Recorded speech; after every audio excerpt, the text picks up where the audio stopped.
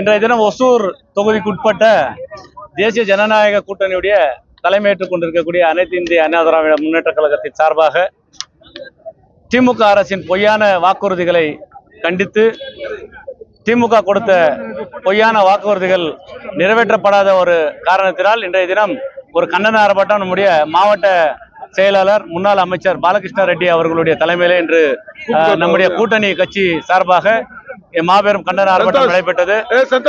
இந்த ஆர்ப்பாட்டத்திலே அனைத்து இந்திய அண்ணா திராவிட முன்னேற்ற கழகத்தை சார்ந்தவர்களும் பாரதிய ஜனதா கட்சியை சார்ந்தவர்களும் பாட்டாளி மக்கள் கட்சியை சார்ந்த அனைத்து நிர்வாகிகளும் கலந்து கொண்டு திமுக அரசினுடைய திறனற்ற ஒரு அரசை கண்டித்து இன்றைய தினம் மிகப்பெரிய அளவில் ஆர்ப்பாட்டம் நடைபெற்றது.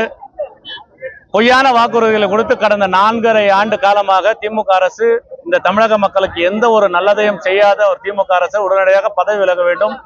வருகின்ற தேர்தல் முடிவு கண்டிப்பாக தேசிய ஜனநாயக கூட்டணிக்கு சாதகமாக அமையும். அதே போல நம்முடைய எதிர்க்கட்சி தலைவர் எடப்பாடியார் அவர்கள் கண்டிப்பாக முதலமைச்சராக வருவார் என்ற இந்த நம்பிக்கையுடன் இந்த மாபெரும் ஆர்ப்பாட்டத்திலே நாங்கள் அனைவரும் கூட்டணி கட்சியை சார்ந்தவர்கள் அனைவரும் கலந்து கொள்கிறோம். நன்றி, வணக்கம்.